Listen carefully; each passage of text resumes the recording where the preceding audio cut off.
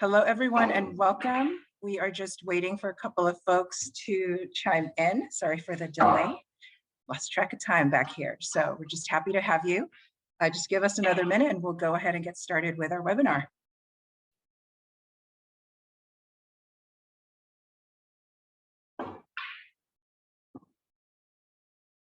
Okay, I think we've got enough folks, and just in essence of time, I want to make sure we cover as much ground as possible. So just quick introduction on myself. My name is Nola Wanta. I am the Senior Director of Business Development and Strategy at the College of Business Administration at Loyola Marymount University. I'm very pleased to welcome everyone to our Entrepreneurship at LMU webinar, where we'll be talking about Los Angeles, the next global hub for entrepreneurship. So just real quick, we've got a number of folks here who I'm sure are prospective students or guests or community members who may not be too familiar with LMU. So Loyola Marymount University is a Jesuit institution at the heart of an entrepreneurial ecosystem. We are truly at the heart of Silicon Beach, where you'll find big companies such as Google and Facebook and several others startups. And so we're very proud of our entrepreneurship at LMU. We were one of the first programs in the US, first established in 1972. Our undergraduate programs and MBA programs are ranked. They're very highly ranked in Princeton Review and US News, and we're very proud of those programs. We also have the Fred Keysnare Center for Entrepreneurship, which provides co-curricular programs to our students, but also to the community. Recently, the center is launching a family business entrepreneurship program. We've also won a grant for women and minority entrepreneurship program with Ascend LA, and we are the principal providers of the education and learning experience for entrepreneurship in the region. Also, we provide high school programs on financial literacy and a summer course, and also internships for our students through that program. What we are most proud of is, as many of you who are here today are very proud of two programs that we have recently launched and are starting this fall 2021. And that is our Master's of Science in Entrepreneurship and Sustainable Innovation, where it's designed for individuals, entrepreneurs, leaders, and innovators who want to make a difference in society. This program is going to be very unique, very different from entrepreneurship programs, graduate programs that exist out there. It is going to be hybrid. It is going to be hands-on, and our students will be incorporating knowledge around sciences, entrepreneurship, management, to really make a difference in the world. So we are very excited about that program. And also we are launching a master's in global entrepreneurial management. It's called MGEM. And this is a unique program where our students study at 3 different locations, and starting in Barcelona, in Taipei, Taiwan, and ending here at LMU in Los Angeles, California. And in each of those global centers, students will learn about management, but also developing the entrepreneurial mindset to manage in the global economy. So we are very excited about those 2 programs at LMU. And if you have any questions about our new programs, I'll be sure to put in an email where you can reach out to our graduate programs office, who is co-sponsoring this event, so you can learn more about those programs. So, like I mentioned, Los Angeles is the next global hub for entrepreneurship, but is it? So I'm very pleased to have Stephen Cheung here, who will be introduced by our professor of international business and strategy, chair of our management department, and co-academic director of our MGEM program, to introduce our speaker for today. So without further ado, I'd like to, well, before that, actually, sorry, really quick, almost forgot about this slide. So just really quick for everyone, and I'm sure several of you have already been in webinars, please do type in your questions in the Q&A window. These questions will be moderated at the end of the presentation. Also use the chat window to post your insights or comments only, please. We'll be monitoring those as well. And just as a friendly reminder that this webinar is being recorded and will be available after the presentation. So now, without further ado, I would like to introduce Professor Dong Chen, who will introduce our speaker, Mr. Stephen Cheung. So Dong, over to you. Hello, everyone. Welcome to our speech today. I'm very honored to introduce Stephen Cheung, our guest speaker today. He is a highly achieved leader with many hats. Okay, as you guys can see on the screen, he's the Chief Operating Officer of LAEDC. That stands for LA County Economic Development Corporations. And he's also the president of World Trade Center Los Angeles. So LAEDC is a leading public benefit organization that aims to advance opportunities and the prosperity of people for people of the greater Los Angeles region. And the World Trade Center is a key promoter and facilitator of international trade and foreign direct investment. So the World Trade Center LA actually has assisted in attracting over $1 million of foreign direct investment into Los Angeles County. So as a leader of these two organizations, Stephen works closely with business, education, and government partners to promote LA's global connections and economic development. Before joining LAEDC, Stephen was the Secretary General of International Trade and Foreign Affairs for Los Angeles Mayor Eric Garcetti. And he was responsible for managing policies and the programs related to the Port of LA, LA World Airports, international affairs, and global trade. He was also the lead organizer for the mayor's international trade missions to Mexico, China, Korea, and Japan. And most importantly to us, he's also sitting on the board of advisor of LMU's Center for International Business Education. He has been a wonderful colleague and partner to LMU. So if you want to know more about business opportunities in Los Angeles, or you want to develop global connections around the world, Stephen is the man. So without further ado, Stephen. Thank you so much, Cheung, and thank you so much, Nola, for the invitation to speak to your audience today. I will try to keep it short. So I actually have quite a lot to say. There's a lot of great information out there about the innovation center that's known as Los Angeles. If you don't mind, I previously said I didn't have slides, but I actually have a couple of slides I prepared as well that I might pop on the screen just to make it a bit more interesting. I see that I have a share screen option, so I will do that to give people a bit more information. But as we're getting into the discussion part, what I want to do is set the stage for the audience to hear a bit more about the challenges that we face in Los Angeles, the opportunities that are here, and what that means for the future in terms of innovation, in terms of investments, in terms of global destination, as we're looking at recovery from COVID-19. Now, many of you already know Los Angeles very well. As the second largest city in the United States, Los Angeles City has 4 million people living here. But for those of you who live in Los Angeles and know it well, you know that there are actually 88 different cities in Los Angeles County with over 100 unincorporated regions that make up Los Angeles County.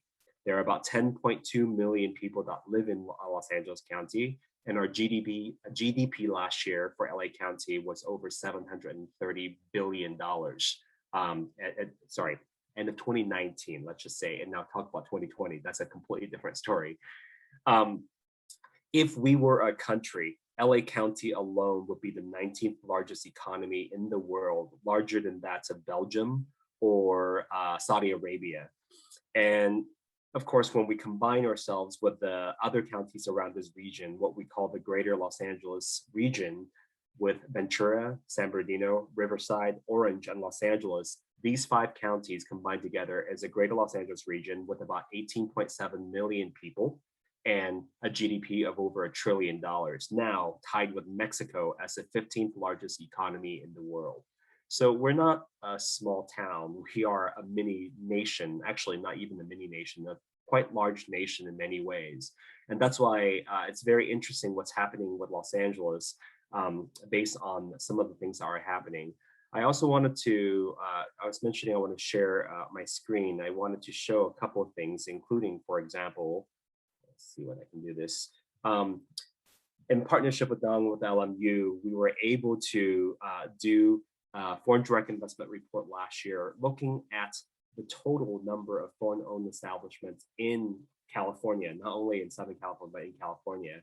And you can see that we have over 18,000 foreign-owned establishments throughout California, creating over 730,000 jobs for the state.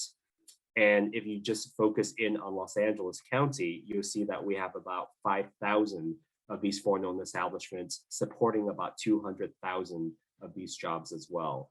So that's just one element of it. Another thing I'm going to show is, a second.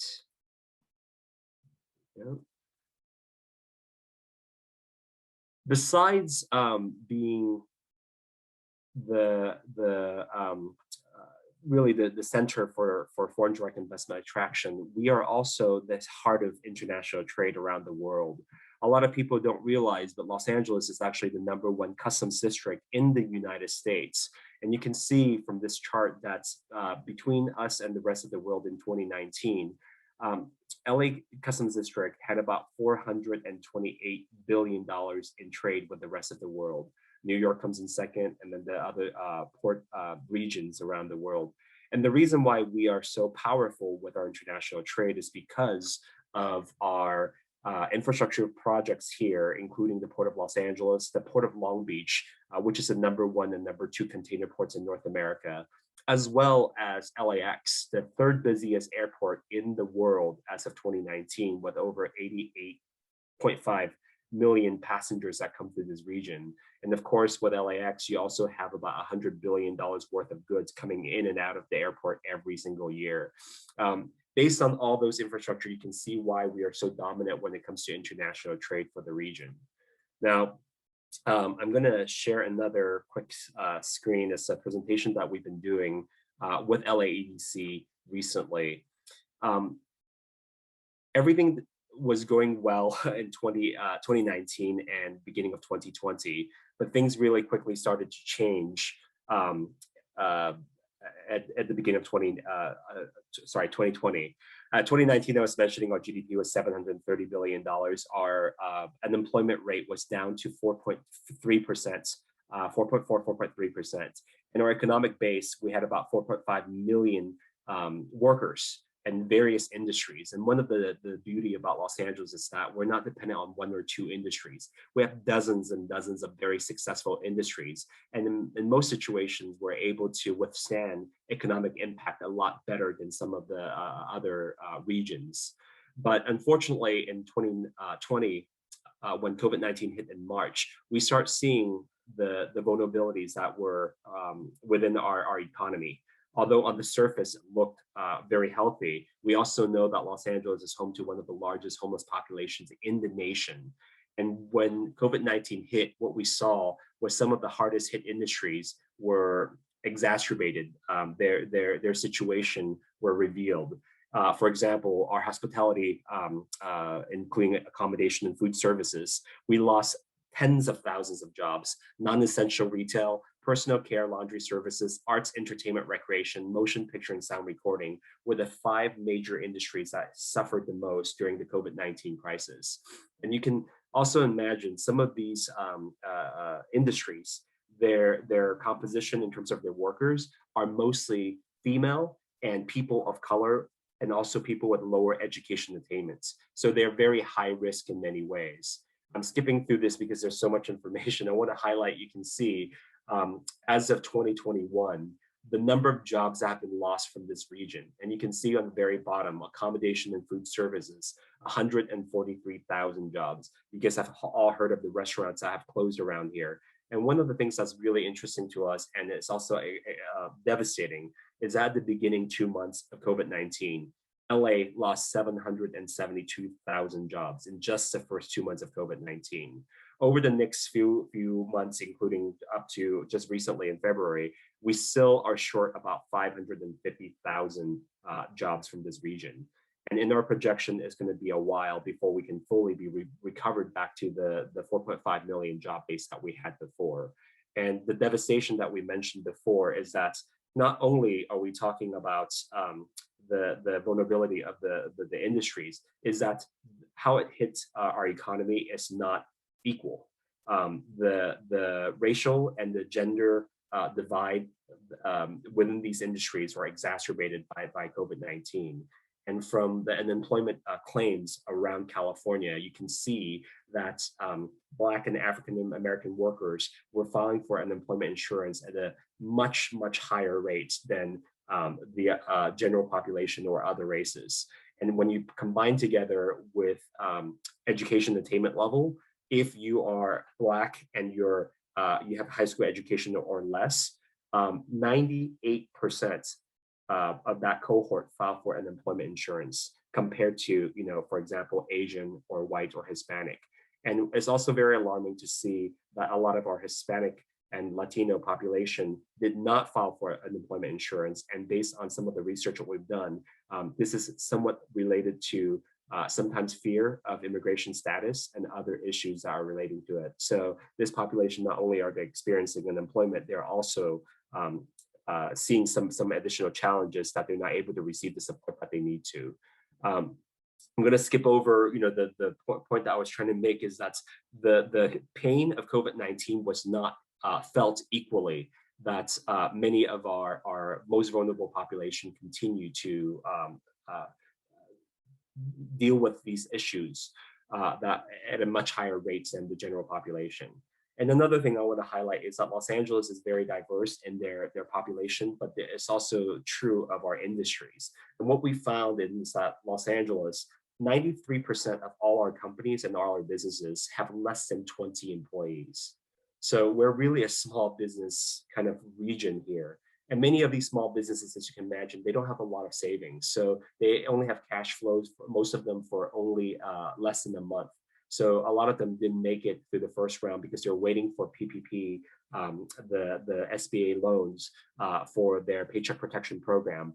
But unfortunately, a lot of them couldn't wait long enough because they didn't have the access. So we saw a huge amount of closure. And what you can see is restaurants, retail trade, and you can see on the right-hand side, some of the jobs that were lost, a lot of them didn't recover as quickly. Construction, 75% of the jobs came back. Accommodation, only 2.3% of the jobs came back. So you can see, again, we have some vulnerabilities within our economy. I am skipping through all this because there's a lot of information that's there. But what I do wanted to highlight is when it comes to the recovery, what we have to look at is basically how do we look at the most vulnerable populations that are displaced from their jobs? How do we line them up with education programs? As I was mentioning before, we saw that a lot of people with lower education attainments were most vulnerable. So we think that in order to build resiliency within our economy, this is what we need to do to provide them with upskilling and reskilling so that they can enter the workforce and have some resiliency in case there's another emergency in the future as well. And I want to highlight one particular point here, which is the digital divide. We found that there's, in order for the region to grow in the future, we need to close the digital divide that's in front of us. A lot of people don't have reliable internet access, affordable internet access. And so as we're seeing, work remotely, a lot of people who don't have reliable or affordable internet access are now forced out of a job. We've seen those horrifying pictures of children hanging around the Taco Bell parking lot in order for them to get access to the internet to do their homework. And now vaccinations, a lot of them are made, their appointments are made online. So now it's a matter of life and death. So all these issues are coming together in a way that's really showing the vulnerability of what our region could be. Now, it's not all bad news. We actually have a lot of positive news that's coming through. I was mentioning the Port of Los Angeles, Port of Long Beach before. The trade with the rest of the world dropped significantly in the first few months of COVID-19 because the manufacturing base in Asia and China stopped, and also the shipping vessels were canceled. However, in the last few months, it's grown tremendously. In fact, the Port of Los Angeles and Port of Long Beach have been seeing record numbers every single month for the past few months. So we're seeing a pent-up demand for goods that are manufactured around the world. And so that's really stimulating our economy in many ways. We're also seeing a lot of folks are starting to book their travel plans as folks are trying to basically come back into what they see as normal. Their pent-up demand, a lot of them didn't spend a lot of money during COVID-19. So now that they are seeing that vaccination is a potential option, a lot of people are now looking to travel again.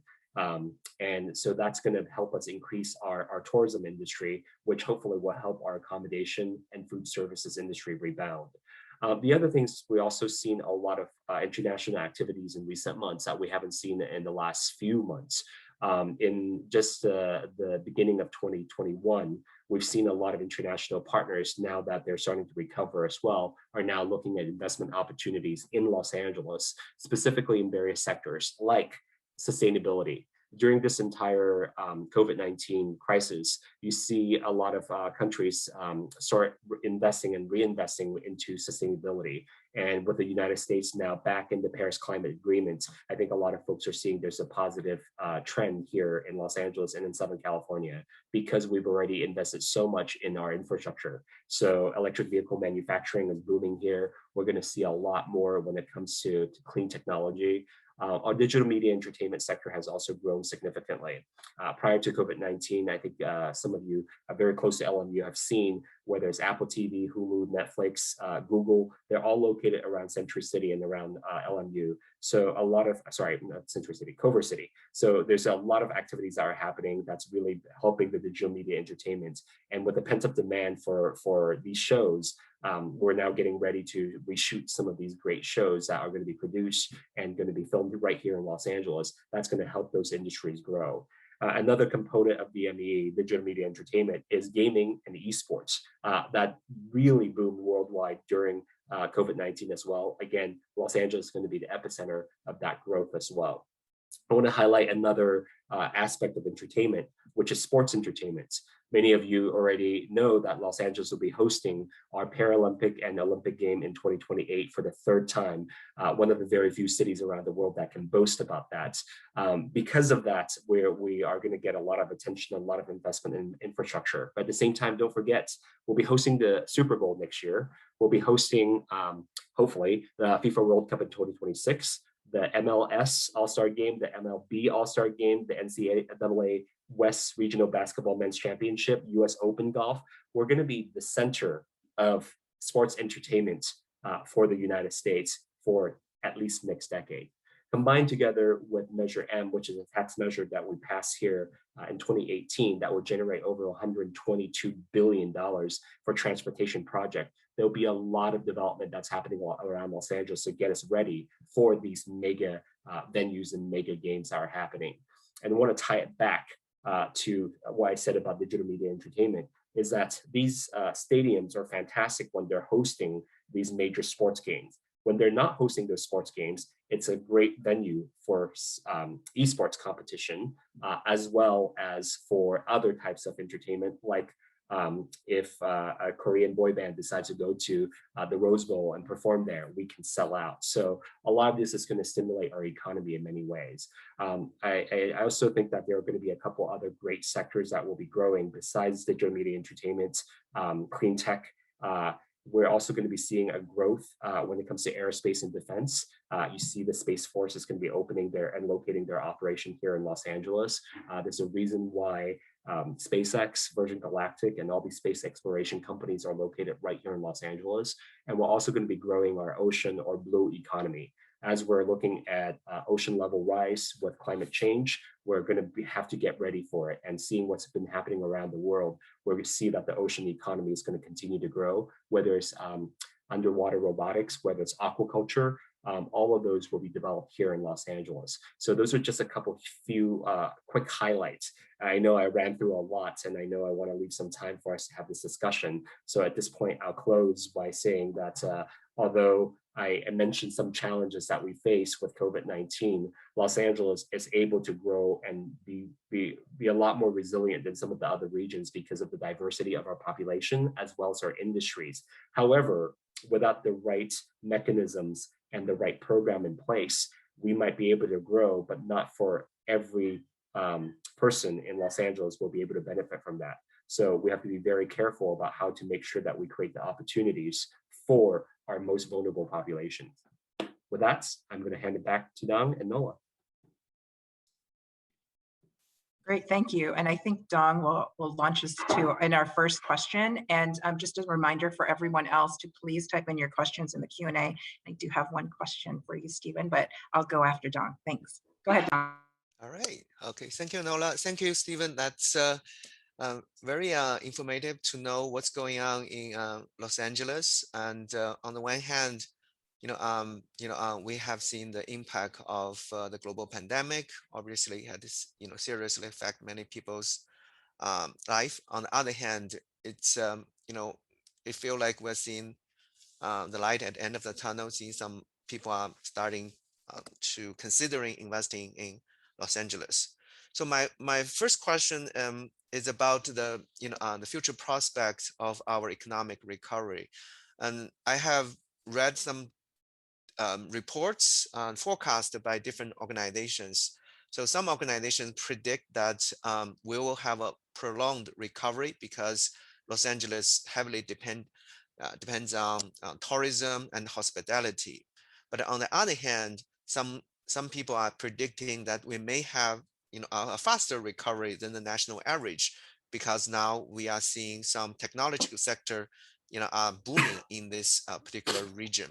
So based on your observation, so what's your take on the post-pandemic economic recovery of this area? It's fascinating. I think it's both. Mm-hmm. The reason why it's a trick answer to a very complex question is because, as I was mentioning, Los Angeles, on the surface, if you just look at the top companies, they're going to be doing well. They're going to continue to do well. SpaceX is going to be doing well. When we're able to come back, tourism is going to be able to recover quite quickly. But not everybody's going to be doing well. We lost a lot of jobs in the small businesses when it comes to the restaurants. Those are not going to come back overnight. For mom and pop shops that basically take years for them to just open up a restaurant and put their sweat and blood into these situations, it's very hard for them to basically reopen once they close down. So this is actually quite poignant. Is that LAEDC, we did our economic forecast. We do it every single year. This year, we named our economic forecast A Tale of Two Recoveries. And that's exactly to what we're talking about. You're going to see both. You're going to see a very fast recovery for those who are doing well, and you're going to see a very slow recovery for those who are not doing well. What we need to do, and that's what I was saying at the end, we need to have a program, or we need to have a mechanism to make sure that we're all rising. I've been using this phrase more and more lately, is that LAEDC used to really focus on the concept that rising tide lifts all boats. But the problem is, if you don't have a boat, rising tide will drown you.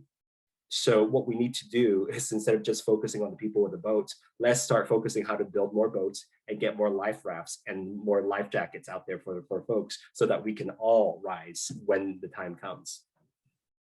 Very good, very good. Okay, so I have another question. This question actually is about our newly launched graduate program. So as Nola mentioned, that we have two new entrepreneurship program. One is focused on entrepreneurship and sustainability. Another one focused on global entrepreneurial management.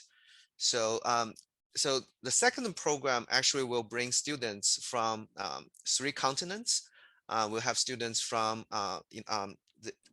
it's collaboration among LMU and IQS in Spain, in Barcelona, Spain, and also Fujian University in Taiwan. So my question is, what unique opportunities do you see here in Los Angeles for students from Asia and from Europe? Okay. Well, there's so many opportunities here for our international partners and international students. In Los Angeles, one of the, I mentioned a lot of stats, and I know that was very fast. I'll be happy to share additional information later on the link so that they can get the access to the reports. But another stat is that Los Angeles is home to the world's 3rd largest consular corps. So these are the consulates, and these are the international governments that have opened up offices here. We have over 100 countries represented right here in Los Angeles. And there's a reason for that. It's because they know that this is, again, a center point for a lot of the diverse population that's here. So Los Angeles is not only very welcoming of immigrants and of people from around different backgrounds, they are people from other background. You know, me, for example, I'm an immigrant from Hong Kong. I moved here when I was 8 years old. And, you know, to be able to be in this position to represent Los Angeles on the international stage in many, many of these opportunities is very rare, because you don't go around the rest of the world and you see a lot of people who are not born and raised in that country to become that representative for a major city for them. So I think for the international students is that when they come here, not only do they get access to Los Angeles and the various industries I was mentioning, unlike a lot of other regions around the United States that are focused on one or two major industries, we have dozens and dozens of industries. So that's one thing. Second is that they're not only accessing the industries here locally, they're accessing the rest of the world.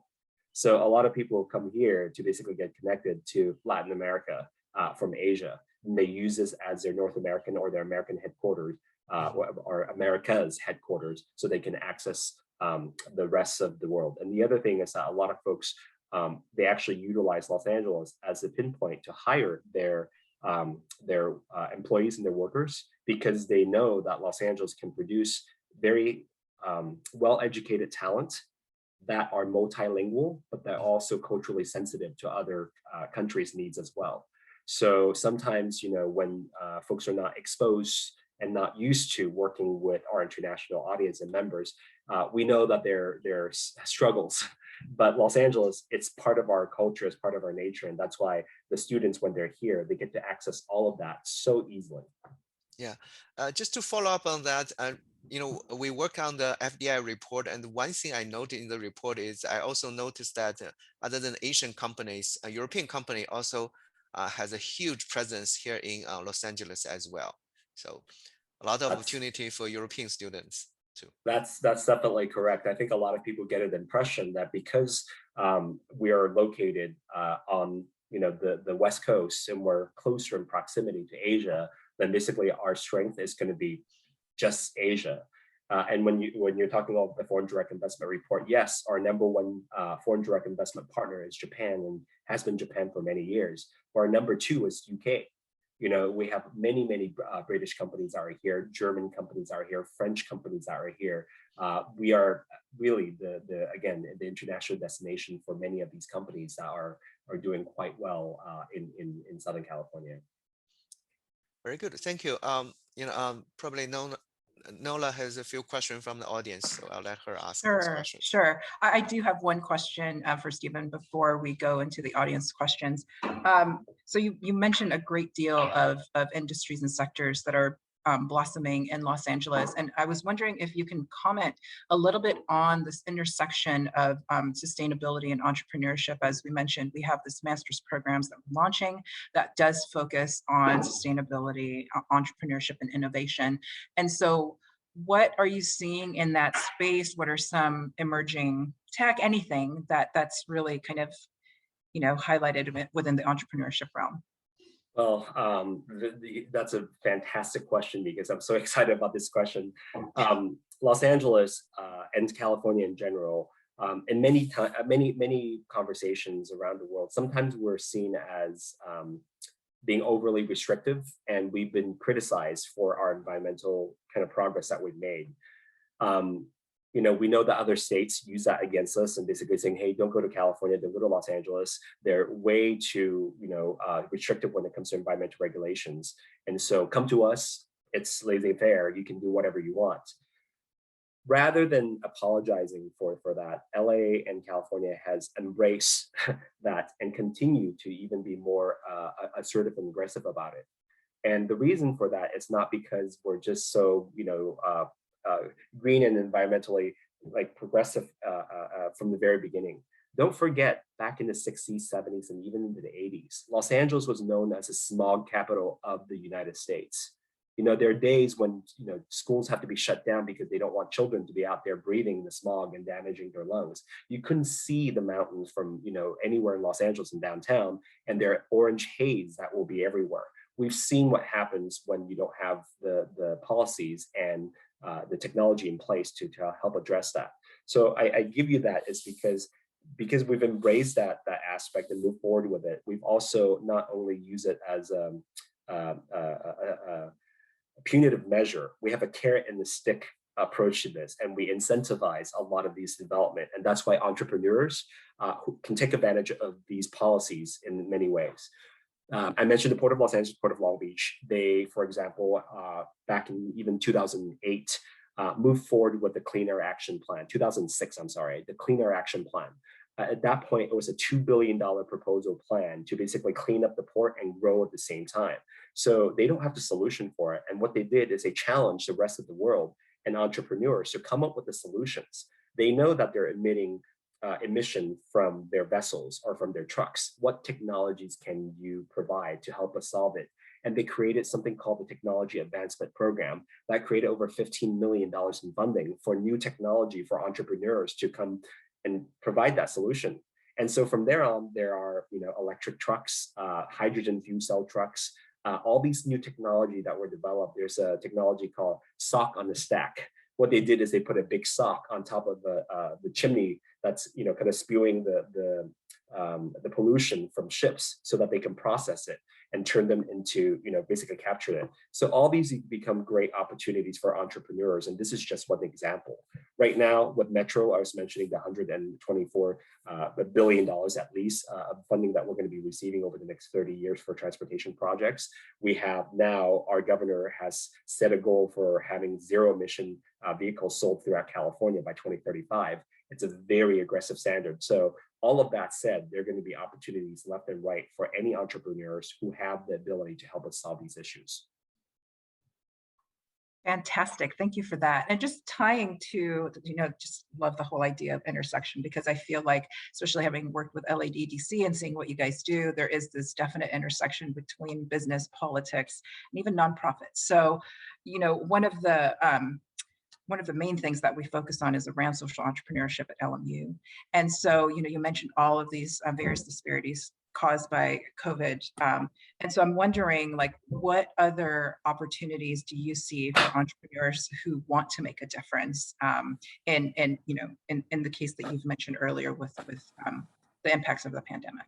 Yeah, I'll mention a couple of things as well. Besides, I think from an entrepreneurship standpoint, we have seen even nonprofit entrepreneurs come to Los Angeles to make a difference. There's a company that I was working with that decided that they're going to bring a model that they've been very successful in Australia. What they did is they put laundry machines, washing machines into a truck.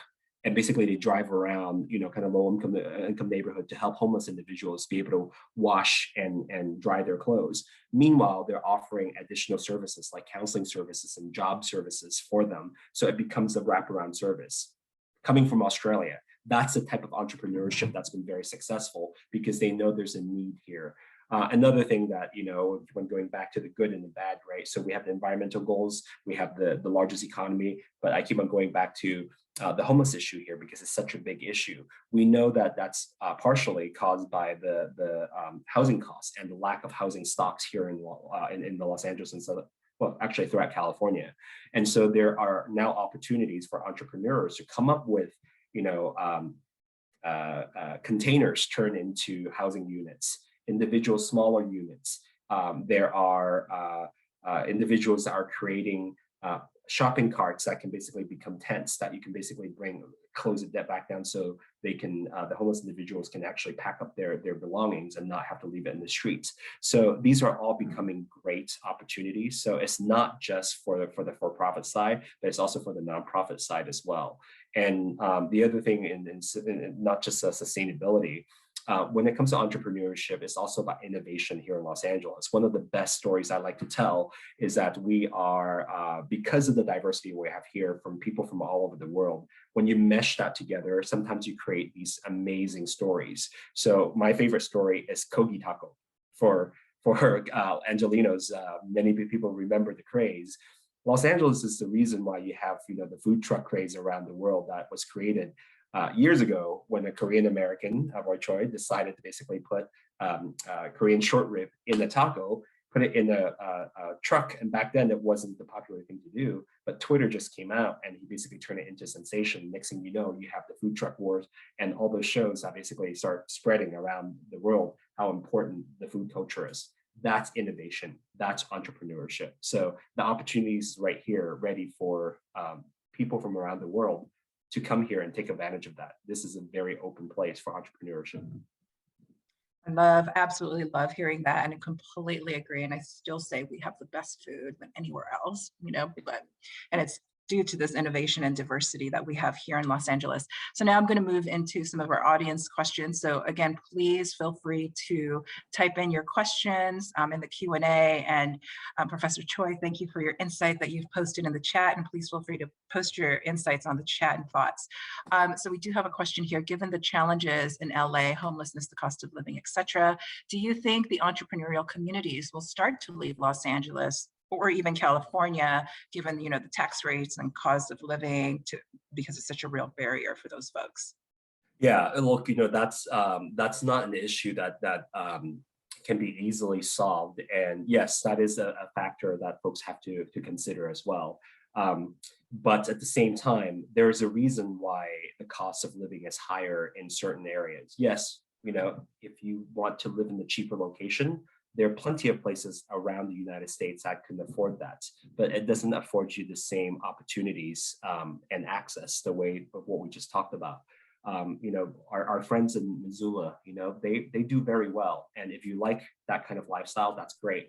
But living there, you're not going to get access to 18.7 million consumers. You're not going to get access to the 15th largest economy in the world. Easy access to the Port of Los Angeles, Port of Long Beach will reduce your transportation costs. And for folks who are flying around whenever we can, doing business, you have to make 4 or 5, kind of connection before you can get to your destination. Whereas for here, it's one stop, you can get there. And of course, you're talking about the diversity, and also it's not just for the entrepreneur. Many entrepreneurs, when they come to Los Angeles, they bring their family as well. So their family, from around the world, they can access the food that is suited to them. Sometimes, when you're away from home, you miss the food of your home. It's difficult for you to get access to those food in different parts of the nation. Here in Los Angeles, you can get pretty much anything you want.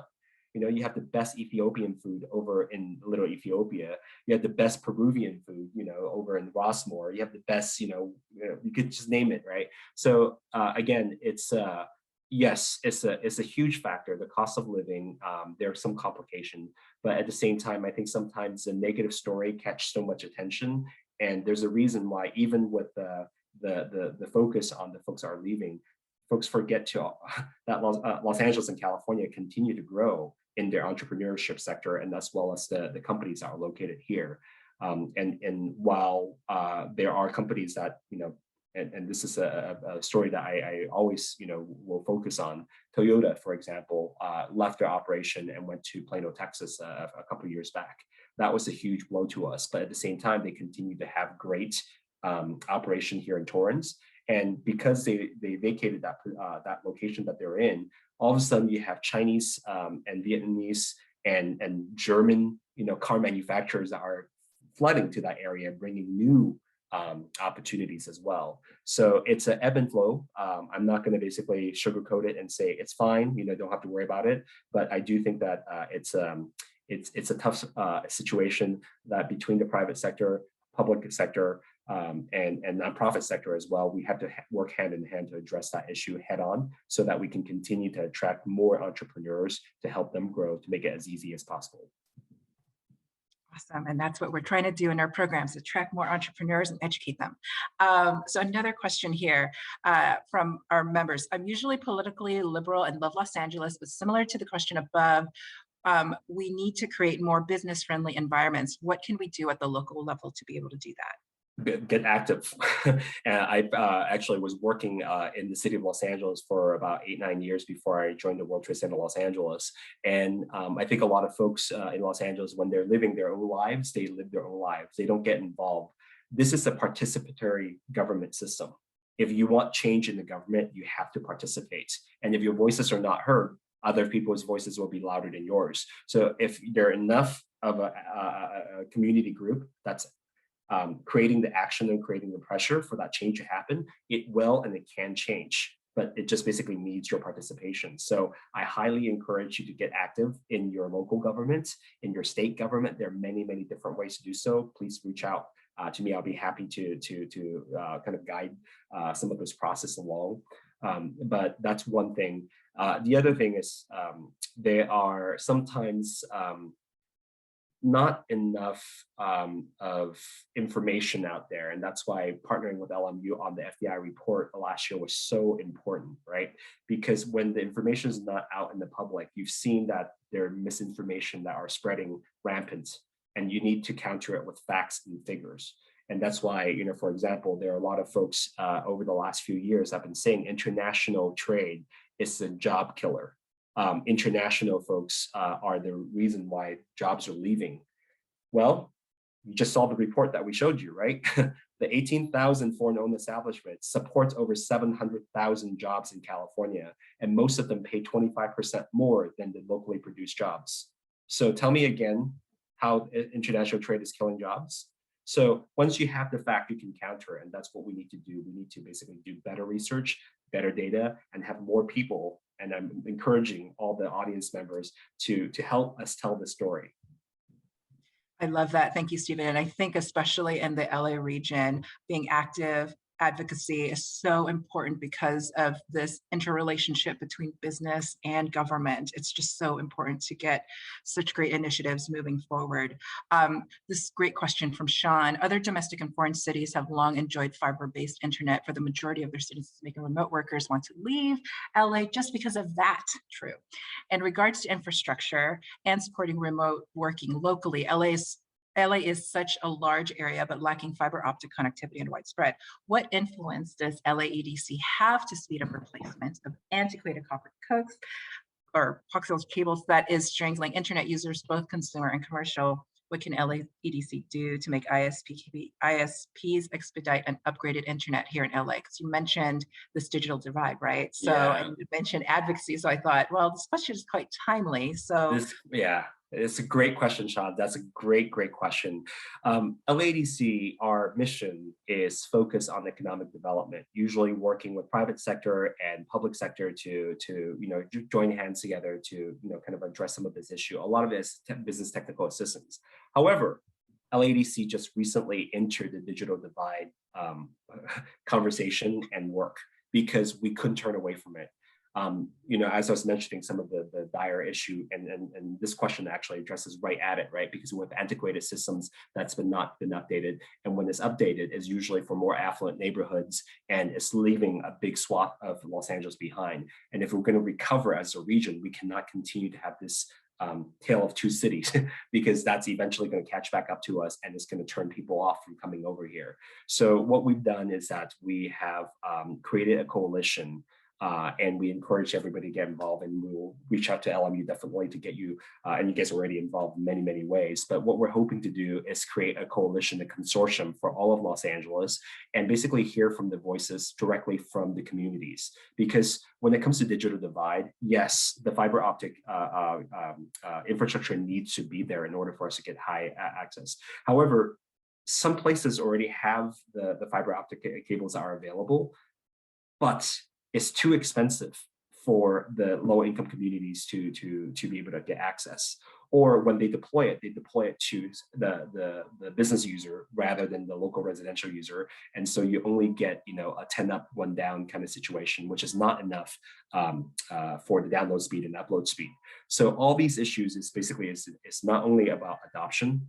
It's not only about deployment of the infrastructure, but it's also about adoption. Adoption has to do with affordability, but also has to do with digital literacy. You have a lot of people who are not willing to get on the internet because they fear tracking of their immigration status. There are other misconceptions about the internet that they don't know about. And then also devices. A lot of them don't have the right devices because they're low income. So combined together with all these different issues is basically what we're trying to get to. What we want to do is basically collectively, and this is a hard thing to do because LA, again, the size of LA is 10.2 million people. And we have dozens and dozens and dozens of community within the 88 cities. So combined together, how do you get a community-based solution to be able to piece it together so that we can propose it to California? The federal government with their Recovery and the Rescue Act is going to provide some additional funding for broadband access. So this is going to be about $8 billion that will be coming down the line that we can get access to. We just want to make sure that we secure a big piece of that for Los Angeles, because if you look at the way the plan's written, a lot of that will be deployed in rural areas. But meanwhile, they forget that Los Angeles, even as advanced as we are, it's not equally, kind of accessible for everybody. So our job with LAEDC is to basically convene the voices from the community-based organization and the community, find out the solution there, provide it in partnership with the ISPs, so that if they want to deploy the dark fiber and fiber optic cable infrastructure, great. What we want to do is make sure that they're working directly with, for example, municipalities. One of the problems that they face is that they have to basically get like 8 permits in order for them to basically do one trench, because it crosses so many different boundaries. So it's very costly and very time consuming. How do we expedite those processes in order for us to build all of that together? So that's a very long answer to a very complex question. What I would say is that LAEDC is now stepping into this role because we've been asked by our community partners to do that. And what we encourage everybody to do is to get involved with LAEDC through this. We have a new website, ladeal.org, LADEAL, LADEAL. It stands for the Los Angeles Digital Equity Action League. And what we're hoping to do is with this league, get our partners together to come up with a solution. Fantastic. I do want to address Professor David Choi, who is our director for Mscsi for Entrepreneurship and Sustainable Innovation. He did say, with respect to sustainable opportunities, I think we are at an inflection point. So many clean technologies, electric cars, hydrogen fuel, healthy meals, sustainable materials, etc., that people hope for are being realized, which I think is fantastic. And that's definitely happening in LA region. What do you think are some challenges, as we kind of realize all of these clean tech, healthy meals, and so forth? What are some of the challenges that you can potentially foresee for this particular area at all, if any? Well, there are many challenges with a large issue like this, and with multiple solutions, is that you adopt too many different solutions that are not coordinated. Then basically, for example, just our transportation system, if you keep on coming up with new solution and they're not connected, you're taking a train, you have to get off 6 different trains to move to, you want it to be one seamless system. But the thing is, like, do you adopt the technology that's available right now, or do you adopt the technology that's available in the future? And that might be more costly. So it's a cost benefit analysis. So there are many different issues, but one of the largest issues when it comes to sustainability is a coordination of basically what is the best practice. Do we wait for the best opportunity to be available before adopt it, which could be forever, or do we do it now with best available, but it will be outdated in 2 seconds? So those are the challenges that we're going to face, but that's technology. What we're hoping to do is not waste a lot of our resources because it's limited. But we hope to be able to at least get us to the next stage so that we can not have our environment raised by more than 2 degrees. True that. Just really quick, I'm going to ask one more question, but I do want to share my screen for our freshmen who are looking for their CBA Advantage point. So for everyone, there is the QR code that you can scan. And Stephen, just one of our questions here: what lessons are we learning from San Francisco Bay Area? How can we be more like them, interested in wealth, and less like them in terms of homelessness and unaffordability of housing? Another great question. We can learn quite a lot from San Francisco when it comes to their innovation sector. What they've done a fantastic job is tech transfer from universities to the entrepreneurship, right? There's a very direct link between Stanford and Berkeley and the innovation system. So there's a very close ecosystem that's really supported by the industry as well. I think we need to do a much better job tying in our industry with our university systems, our education system. The problem with LA is because we have so many different industries, it's hard to basically think it's one tech industry. So it's very hard to herd the cats that are running in every different direction because they're all different breeds. Some of them are cats, some of them are lynx, some of them are tigers. So it's hard to herd them all together. So that's one thing that we should learn from them. The other thing that we shouldn't learn from them, and then we should actually learn from their mistake, what I mean to say is exactly to the point, is that when you have companies coming in, and at a certain point they elevate the standard of living in many ways, and they start gentrifying certain population. It basically creates a dichotomy between the communities. What we've seen is that, and we understand that now more than ever because of COVID-19, that if you leave a portion of your society behind and your community behind, it will catch up to you in one way or another. And the entire region cannot grow if you abandon and you leave a portion of your community behind. So what we need to do is learn what they did over there, and how do you basically not repeat the same steps, which in many ways we are, but we have an opportunity because we're not there yet. So definitely can learn quite a lot from them in terms of what we should be doing now as we're looking at recovery.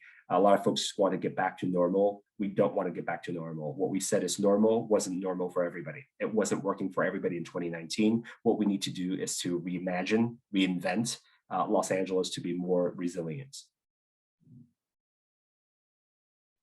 Fantastic. Thank you for that. So this is an interesting question, and I'm going to just ask it anyway, because we live in a very diverse city. So are you surprised that there are racial tensions, even in Los Angeles? Again, very diverse, especially against Asian Americans, which, you know, we've all heard about in the recent month, week. No, I don't think it's a surprise. You know, look, I was born in Hong Kong. I moved here to Los Angeles and then Hacienda Heights when I was 8. I grew up, you know, being called names. And so it doesn't, just because you're a diverse population and you're more comfortable doesn't mean that you're immune from racism and from the bad side of society.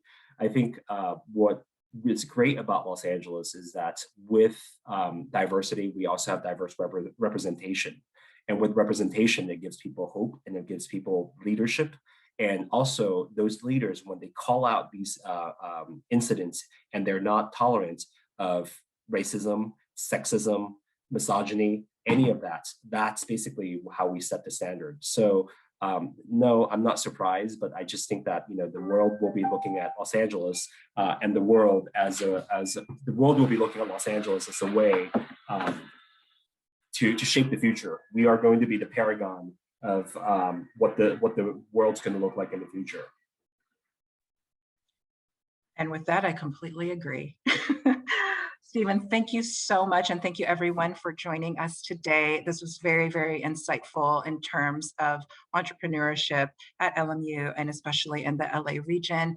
Thank you, Stephen, again, for providing us insight on the region and how, you know, how really we can leverage entrepreneurship to make a difference. So thank you, everyone. Have a wonderful rest of your evening, day, afternoon, wherever you're joining us from.